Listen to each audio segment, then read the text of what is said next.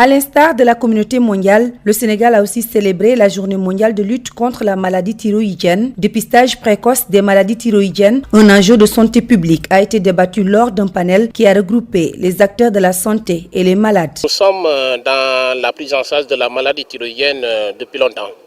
Mais la plupart des patients nous viennent à des stades avancés où le plus souvent ils ont dépensé presque tout leur argent.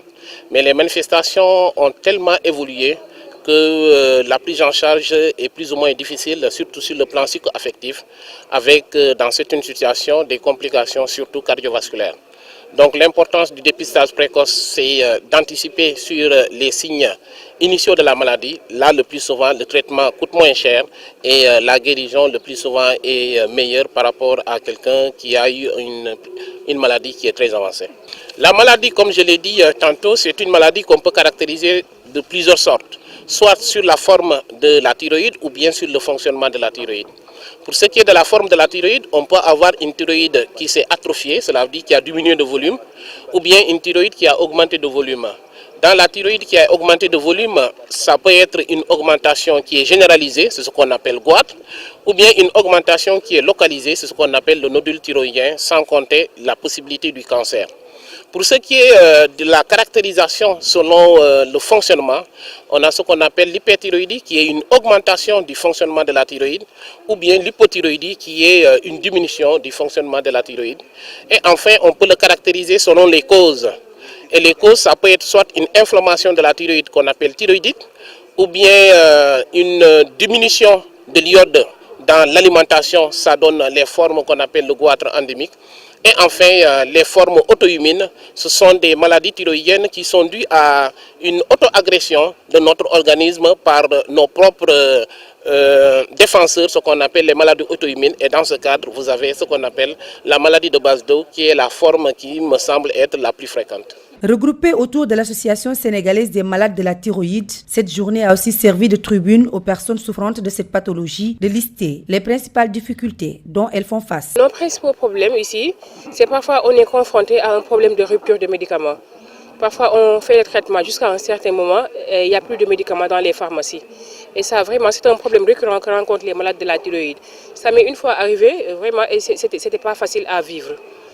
C'était pas facile à vivre. Il y a aussi le problème des opérations. Parfois, quand on vous programme pour une opération, vous pouvez avoir 3 à 4, jusqu'à 5 rendez-vous ratés. Et ça peut faire revenir la maladie. Parce que c'est une maladie qu'on appelle une maladie sournoise. Quand tu la stabilises, il faut l'opérer. Si tu ne l'opères pas, elle peut revenir. C'est un problème récurrent que l'on rencontre. Aussi, il y a les analyses aussi. Parfois, tu es obligé de les faire chaque 2 mois, chaque 3 mois. Parfois, les malades sont confrontés à un problème de moyens. Ils débutent le traitement. À un certain moment, elles n'ont plus les moyens de continuer et elles s'arrêtent. C'est un problème vraiment récurrent chez les malades. Selon le docteur Demba Diédhiou, la prise en charge de la maladie coûte excessivement cher. Sur le plan thérapeutique, il y a 3 volets majeurs. Il y a le traitement médical, il y a le traitement chirurgical et le traitement par iode radioactif.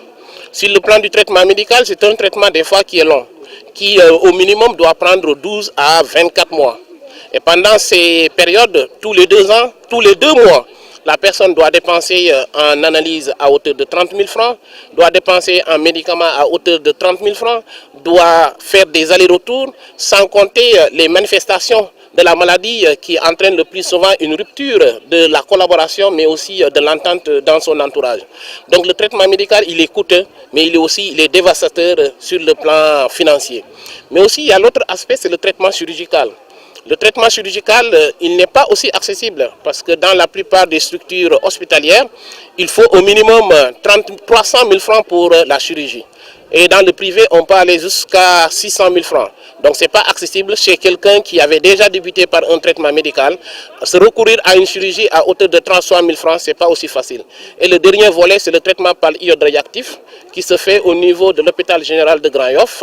Et ce traitement par iode radioactif peut coûter jusqu'à 150 à 200 000 francs. Organisée pour la 3e fois consécutive, les maladies thyroïdiennes à travers l'ASMAT suggèrent aux autorités de soustraire les maladies thyroïdiennes dans le classement des maladies tropicales négligées.